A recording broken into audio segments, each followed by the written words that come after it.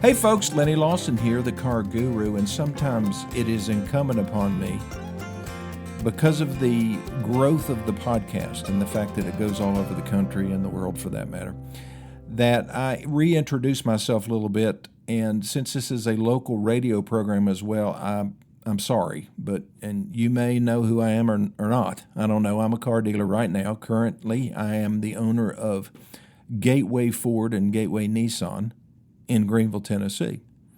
And I have owned or been a part of, 6 different dealerships at one time. My family's been in the car business since 1930. I have been doing this for 47 years myself. I did have one other job. I worked in a feed store unloading boxcars when I was in college to help pay for my honeymoon. But that's pretty much it as far as, getting a payroll check other than the car dealerships. So my experience is very useful, I think, for people who are interested in improving their car life and paying less for vehicles when they buy them, getting more for their vehicles when they sell them, understanding what's going on in the service department and how to effectively deal with all kinds of situations that can happen in service, everything from recalls to problem cars, buybacks, lemons, how to deal with a service department that's uncooperative. When you wreck your car, how do you pick a body shop? Or if you're thinking about buying a car, how do you tell if it's been wrecked? We're going to talk about that today, in addition to a few other things. But yeah, that's who I am. I am a new car dealer with a twist. I do tell it like it is. Why do I do that? Well, I'm at a stage in life where I just felt like I need to take something that I know a lot about and share it with people who really don't know that much about it and will positively impact their lives. You keep more money in your pocket and don't give it to a car dealer, especially a dishonest one. That's a good thing. If you are able to walk into a dealership and not be intimidated, if you're a female or a male or whatever, and you go into a store and they start throwing all these different negotiating techniques at you that you're unfamiliar with, I want you to be prepared for that, because that is a mission that I have assumed. So enough about me. Let's talk about you. Oh, one more thing about me. I did buy a car yesterday. I had no intentions of buying a car yesterday. The advantage of being a car dealer is that you can make spontaneous decisions about buying cars. But I still do my research. So I was on my favorite auction website, bringatrailer.com. And I'm sorry, but I've always wanted to own a 1957 Chevy Bel Air 2-door hardtop. It's just something that I've always wanted. When I was in high school, one of our best friends had the same car except a convertible. And that would be nicer. I'd rather have a convertible, but that's an extra probably $25,000, $30,000 I don't want to spend. But this car showed up, and I started watching it, and it was too cheap. And so I really started digging in, dug into the photos, really looked at it. It had 157 photos. That's what it takes to be able to sell a car online without somebody seeing it. And so I put a bid in. I think my first bid was, $27,000. It would cost $100,000 to $125,000 to restore this car. That's if it didn't have a lot of rust issues. It's a big car. There's a lot of metal there in the engine, rebuilding the engine, all that stuff. But this car was, I wouldn't call it perfect, but it is a show car. And it was just too cheap. So I jumped in. And I was bidding back and forth with these guys, and I'd hit it 1,000, then hit it 250 just to kind of slow things down, and then it would take off. Got down to where it was like, 20 seconds left, and I hit my last bid. I said, okay, I'm done. And so with Bring a Trailer, it resets the clock to 2 minutes. Every time somebody bids, it could be down to 1 second. If somebody bids, it resets to 2 minutes. So it reset. And I sat there, and I watched it. And it got down to 30 seconds. I said, this is interesting. 20, 19, 18. I said, I'm going to own this car. And it got down to 0. and I own the car now. It's in Bloomington, Illinois. Isn't there a Bloomington, Minnesota, and a Bloomington, Indiana? I think that's where Indiana University is, isn't it? But yeah, this was Bloomington, Illinois, and it was owned by a large dealership group. And after talking to them, found out that they got into a real buying spree during the COVID pandemic and bought a whole bunch of vintage cars. Folks, that was the wrong time to be buying them because they were high, extremely high. And that's when they bought them, and they decided to start selling them at the wrong time. You're supposed to buy low, sell high. Well, they bought high, selling low. And so I paid $41,500 for a car that I truly believe is worth $60,000 to $70,000. So in Lenny Lawson's book, that's a pretty good buy. I told Abby, my daughter, one of my daughters, I bought another car. You didn't. I did. Sorry. What is it this time? Another Ford? I said, no, believe it or not, it's a Chevrolet. It's like sacrilege. No, it's not. No, most of my history is Chevrolet from, 1930 to 2010. So anyway, I have no guilt because I know what I can do with it. I'm going to play with it for a while, though. No doubt about it, because it is gorgeous. It'll be in the next Cars and Coffee event that I have here at Gateway Ford. So that's one of the things I really enjoy doing is buying and selling old cars. But for you new listeners, that's not what this is about. Well, occasionally it is. I do talk about these kind of things. But the main thing that I do is what's in the My Car Guru guidebook, which you can get. All you have to do is send me your email address, and I'll forward it to you.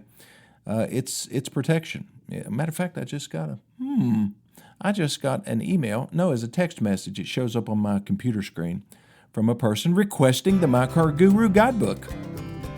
I didn't plan that. It just happened. Okay, I'll be back in just 1 minute.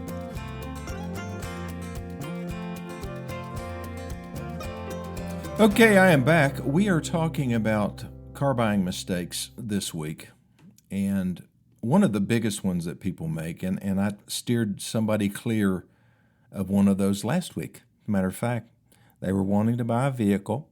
They sent me the 17-digit VIN number. They even sent me the buyer's order or the sales contract. I call them buyer's order because ours say buyer's order on the top of it, but it's a retail sales contract between him and the dealership that he was dealing with. It had the selling price of the vehicle and a breakdown of all the taxes and what they were paying him for his trade-in. He wanted me to check out the truck that he was thinking about buying. Now, in Tennessee, we're kind of in the middle of, I guess, the Mid-South. And probably 95% of all trucks sold, new trucks sold in this area, this region of the country, are four-wheel drive. So if you buy a two-wheel drive, you are a weirdo. No, I'm just kidding. You just have figured out that, well, since it doesn't snow much anymore, you can live without four-wheel drive and you don't go off-road, and probably makes more sense than even I understand. But, you get down in Georgia, from Atlanta down, two-wheel drives are 50% of sales, and in Florida, probably 65% of sales are two-wheel drive because you just don't need a four-wheel drive truck down there. Doesn't snow that much. So he was wanting to buy a two-wheel drive, what was it? Ford Ranger. I pulled the history. Came from Michigan. Strike one! It also had damage history. It had been wrecked. Strike two! In my book, you don't even need a strike three. You're already out. I'm not buying I guess strike three was the fact that it was two-wheel drive. I'm not buying a two-wheel drive truck from Michigan where they salt the roads like crazy and that has been wrecked. No, thank you. Well, it drives good, Lenny. Well, I don't care how it drives. I mean, if you plan on keeping it for the rest of your life, fine.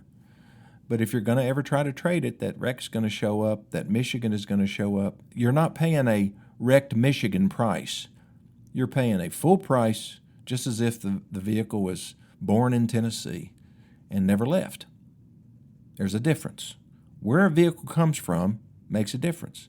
Those of you who live up north, you don't have a choice, really, unless you have a dealer that is local that goes to Statesville, North Carolina, or Atlanta, or any of the other southernmost auto auctions and buys their cars.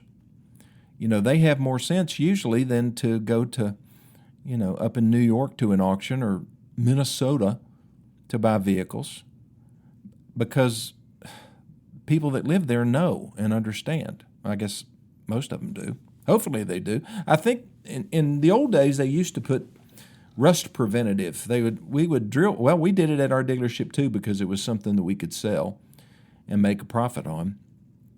We would drill holes in perfectly good metal in the doors, in the A, B, and C and D pillars of the vehicle, quarter panel, any place that we felt like there was a empty space where water could possibly get into, and then the salt, you add salt to it, and then you've got a mixture for rust. And we would protect it with, I think it was called Z-Bart. And then we would undercoat vehicles also, brand new vehicles.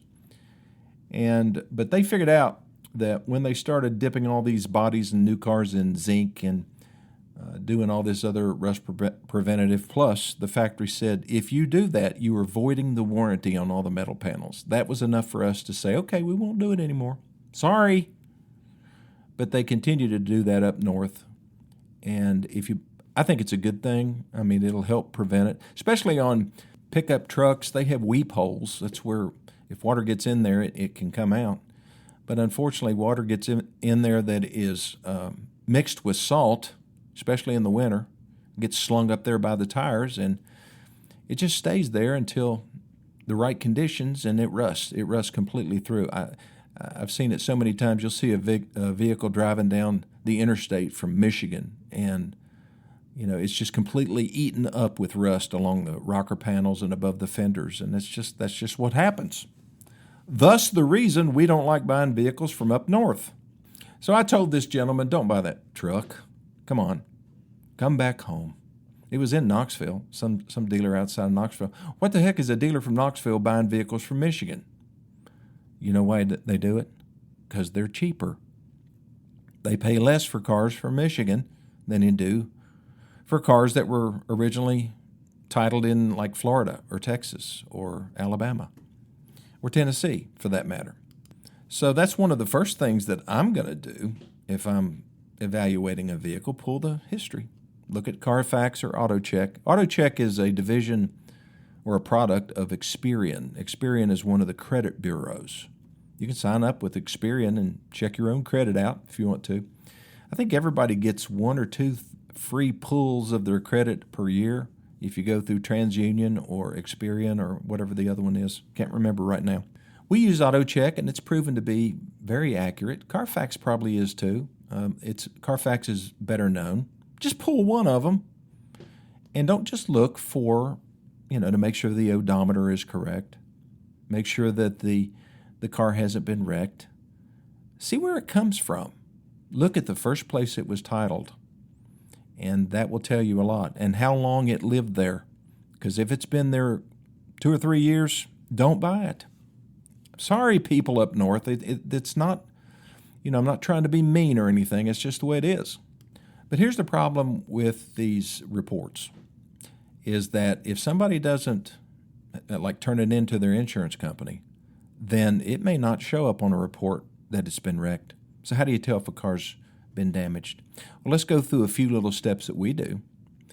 We open the doors on the car, and we feel around the edges of the door and around the edges of the door jamb where the door closes in, and we're feeling around there for tape lines, because when you paint a car or put clear coat on top of other paint, you have to tape it off, or you get overspray over everything. So when you pull that tape off after the paint dries, it leaves a little line there. You can feel it. It'll go all along the edge of the door or all the way up the door jamb. And so we're looking for that. We're also getting down on our hands and knees. Yes, we do that. Not to pray for people to buy cars, but to look at the underside of their cars for overspray. Because when it's in a body shop, when they're painting the lower side of the door or painting the rocker panels, then many times a lot of spray will go underneath the car and land on the frame. And it stays there, so you'll see that. Another thing I always do is open the gas door, where you put your gas in. Now, sometimes they'll just pop right open with your finger, but other times you have to reach in and push a button or something like that. On my F-150, I have to push a button on the inside of the cab. The little door flips open. I'm looking around there because that is a place that most body shops ignore when they're doing paint work. They just kind of let the overspray just kind of go in there, and it just gets all over the place. And you can tell, because if it's factory original paint, it's just clean and just smooth and exactly like it is on the outside, on the inside of that filler door there. If it's really rough and looks like it's been sprayed with a spray can, well, it's been painted. It could be a bedside of a truck that's been painted. You pull it up on a Carfax, it doesn't show anything. And it's probably because the guy a deer ran into his truck and he never reported it because either he mistakenly thought his insurance premiums would go up, or he didn't want to tell his wife, or some other reason. He didn't want it to show up on a Carfax, maybe. I mean, there's a lot of reasons that people, don't report. I had a guy yesterday call me. He bought It was a Ford F-150 Raptor. And he said it was a particular color. And he said, Lenny, from what I understand, that Raptors that are painted this color will have a lot of areas that just don't get any paint at all. They actually leave it the color of the primer.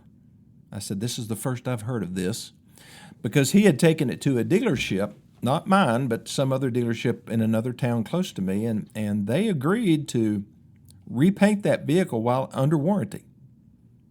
And I said, well, you got to think about that, because right now, if somebody pulls a Carfax, it shows that it's never had any body work. But as soon as you have that thing painted and that repair order is filed with the manufacturer, bingo, it's going to show up on a Carfax or an auto check and an auto check that this vehicle has been painted. That's going to negatively impact the value of your vehicle. And he said, but I really want it painted. I don't want to look at that. He said the whole back of his cab, between the cab and the bed, was white. The rest of the truck is green. Inside of his gas door is white. You can see inside of his fenders, it's white. The rest of the vehicle is green. Apparently, that's the way Ford did it. Now, that sounds crazy to me. I've never seen it, never heard it, but he says that's a fact. He found it on the forums and so forth. Plus, the Ford dealer agreed to do it, agreed to paint it. So, I recommended that he do this. Take pictures of it. Take pictures of everything that you're getting painted. When they get done painting it, take pictures of that and include a copy of the repair order. Just fold it all up, put it in an envelope, and stick it in your glove box.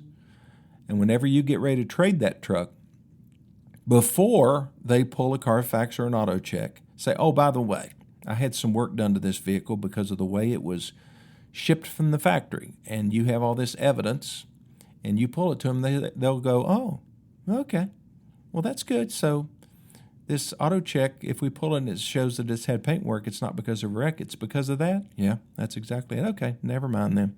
And it won't be a big deal. But primarily when you're trying to evaluate a vehicle, you're looking for sloppy work, basically. You're looking for overspray. You're looking for tape lines. You're looking for, raise the hood too, because there'll be tape lines along the edge of the hood where it meets the fender, maybe on the hood itself. And also just stand back from the vehicle in low light, not low light, but not in glaring sun because it'll be hard to see. Just look down the sidelines of the vehicle. Does the paint look uniform, or does it vary in texture as you look down it? Because paint is not flat. It looks flat, but when you look really close, there's something called orange peel. It looks like an orange peel. It's bumpy. And, unless you've had somebody grinding on it with a buffer, it's not going to be flat. And so you want to look for that, but you also want to make sure that it's uniform. that it's not real flat in one section, real bumpy in another section, because that probably means that there's been some paint work. And just wavy lines also means that there's probably been some body work. So these are just things that you need to look for and not always trust a Carfax. Okay, I'll be back in 1 minute.